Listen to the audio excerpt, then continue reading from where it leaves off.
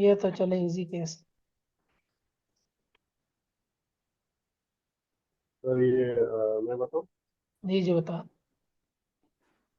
ultrasound images of brain of neonates of in the sagittal, coronal, and I think axial images.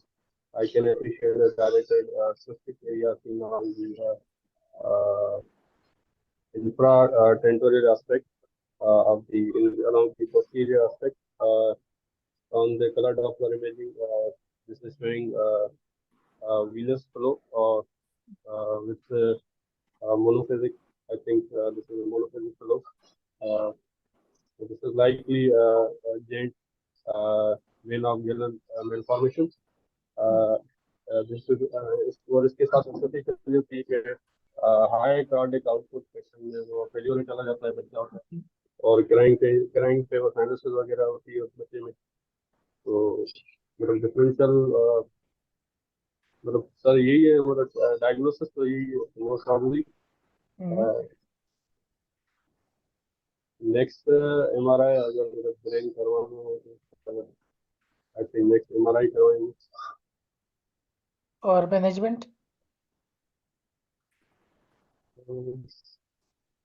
Sir intervention तो management करते हैं, intervention कोई procedure करते हैं। I don't know what are the procedure name वगैरह।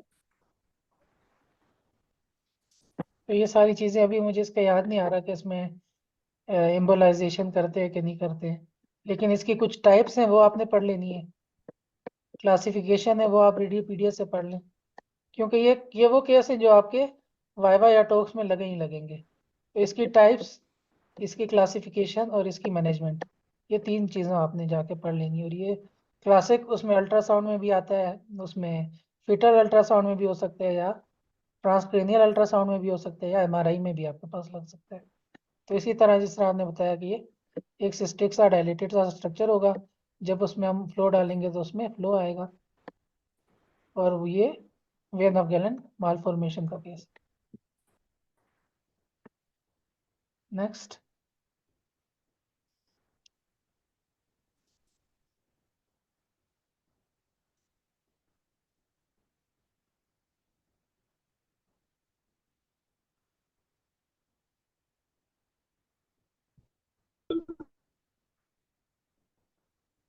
जल्दी से ले लें ताकि हम सारे केसेस खत्म कर लें, 4 रह गए। So ये post contrast CT abdomen है with IV as well as oral contrast.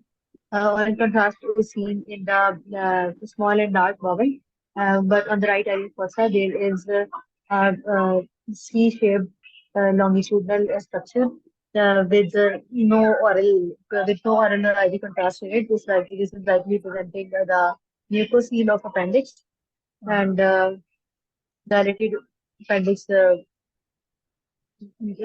Dilated mucin contained appendix. The diagnosis is the mucocele, and differential diagnosis में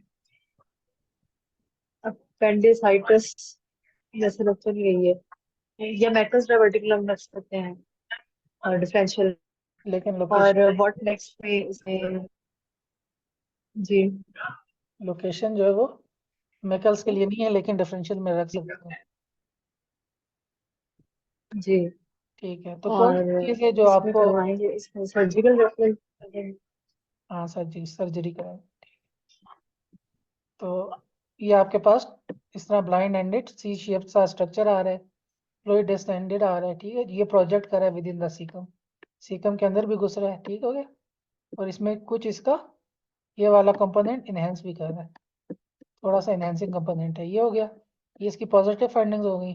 नेगेटिव फाइंडिंग क्या है कि इसके इर्द गिर्द जो फैट है वो सारा क्लीन है, और इसका अंदर कोई इनलार्ज लिम्फ नोड्स हमें नजर नहीं आ रही, छोटे छोटे से लिम्फ नोड है। तो इसका मतलब है कि ये अपेंडिसाइटिस नहीं है।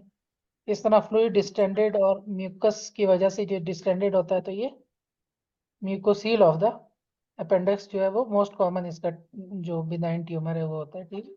कभी कभी ये वाला केस दिखाते हैं, फिर साथ ये केस दिखाएंगे, और साथ एक और केस दिखाएंगे जिसमें मैसिव डेंस एसाइटीज होगी, स्कैलपिंग होगी, चलिए तो वो क्या होगा? Pseudomyxoma peritonitis. सूडोमैक्सोमा पेरिटोनाइस के साथ दिखाते हैं। Carcinoma of appendix. और एक और चीज है जो आपको इसके लिए क्लासिक मिलती है, अल्ट्रासाउंड। Pseudomyxoma peritoni होगा ना इसकी वजह से। अल्ट्रासाउंड में भी Ruptured इस तरह की vessel. इमेज दिखा सकते हैं कि आपके पास डायलेटेड सी अपेंडिक्स है, अंदर फ्लूइड फील्ड है, थोड़ा सा डेंस मटेरियल है, ठीक है।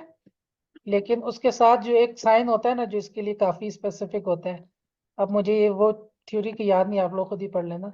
उसमें म्यूरल वॉल कैल्सिफिकेशंस होती हैं, वॉल में कैल्सिफिकेशन नजर आएगी, जैसे ये नजर आ रही है, इधर थोड़ी सी कैल्सिफिकेशन अगर ये नजर आ जाती है तो it is very sensitive for the, कितने परसेंट है अभी मुझे याद नहीं है, लेकिन ये है कुछ इसका।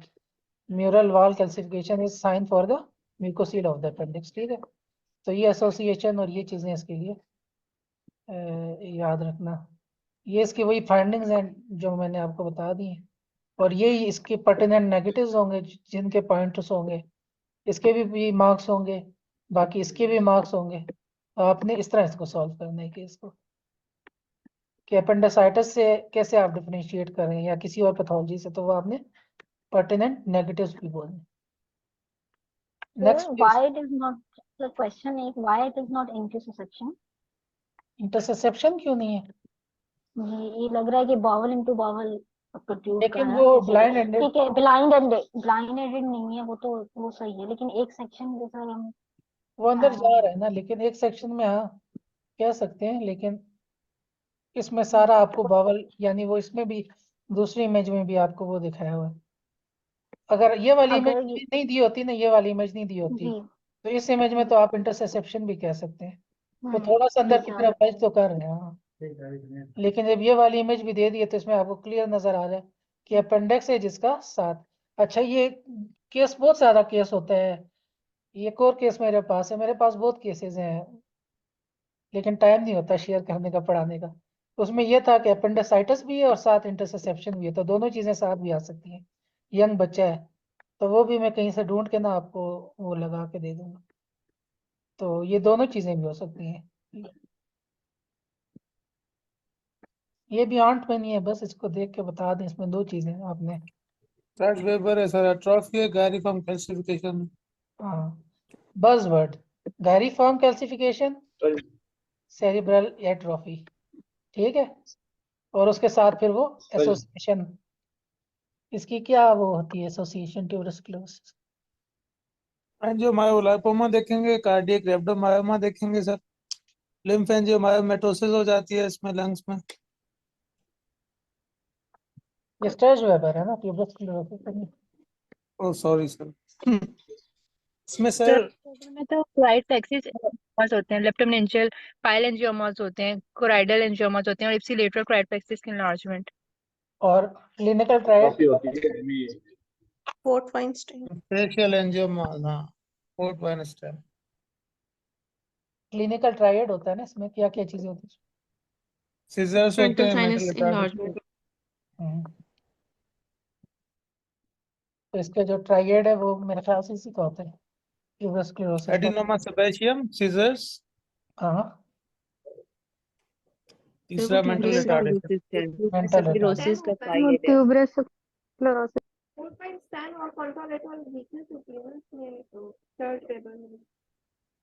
बस इसका ये क्लिनिकल में पढ़ लेना, ये मैं शायद मिक्स कर रहा हूँ ट्यूबरकुलोसिस और स्टेज वेबर को।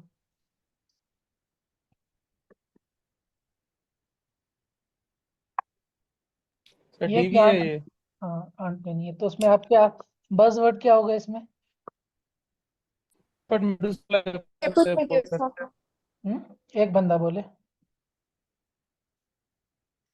कैपेट मेडुसा लाइक अपीयरेंस है सर, एनहांसिंग वेन्स की।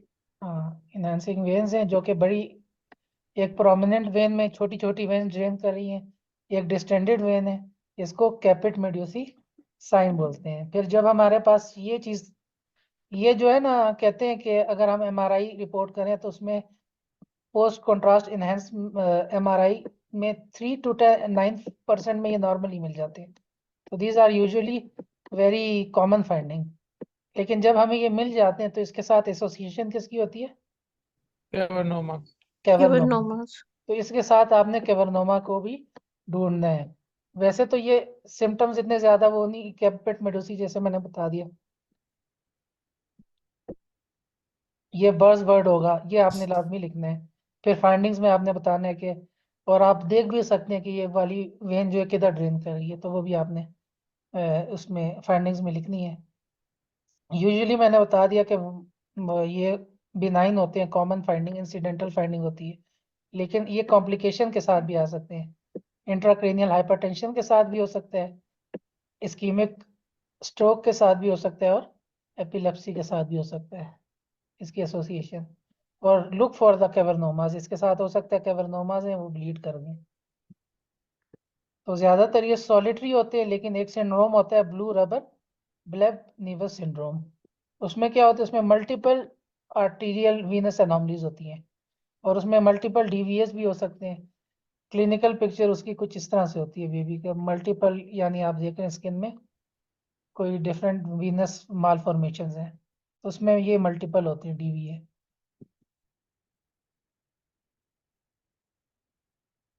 बाकी वही मैंने बता दिया आपको कि इंट्राक्रेनियल हेमरेज के साथ ये एसोसिएट हो सकते हैं। और आपने इसमें जो सबसे ज़्यादा सेंसिटिव सीक्वेंसेस हैं वो पोस्ट कॉन्ट्रास्ट T1 और SW है, इनमें गौर से देखना है तो आपको कैवर्नोमास और ये दोनों जो हैं डीवीए इसमें मिलेंगे। ये मेरे ख्याल से लास्ट केस या सेकंड लास्ट केस।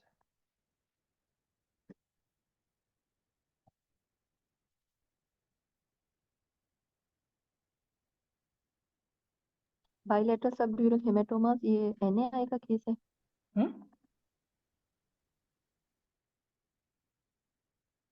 हाँ, non Any accidental Pakistan? Bilateral subdural haematomas है, लेकिन जो हेमाटोमा है वो वेरिएबल है, जिसके देख रहे हैं इधर, इधर इसकी डेंसिटी हाइपर डेंस है, इधर इसकी डेंसिटी लो है।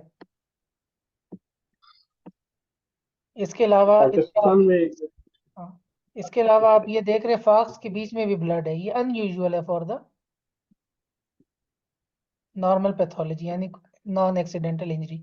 तीसरी चीज भी आपने इसमें बतानी है कि इसमें मल्टीपल स्कल फ्रैक्चर्स भी दिखा रहे हैं, तो हर इमेज को आपने वो बताना है। फिर आपने सब ड्यूरल हेमाटोमा के साथ एक और वर्ड यूज करना है, और वेरिएबल एजेस, क्योंकि इधर हाइपरडेंस है, इधर हाइपोडेंस है, तो इसका मतलब है कि ये रिकरेंटली उसको शेक किया जा रहा है बेबी। तीसरी चीज जो आपने बतानी है वो कि मिड लाइन फॉक्स के अलोंग भी हेमरेज है जो कि अनयूजुअल है। तो ये सारा स्पेक्ट्रम मल्टीपल सबड्यूरल हेमाटोमास और वेरिएबल एजेस, सबड्यूरल ये जो है अपना मिड लाइन फॉक्स में एक्सटेंशन, और उसके अलावा multiple variable ages skull fracture, ये सारे फिर आप जब लिखेंगे तो ये नॉन एक्सीडेंटल इंजरी का केस है, और फिर आपको इसमें मार्क्स पूरे मिलेंगे। उसके बाद मेरे ख्याल से एक और केस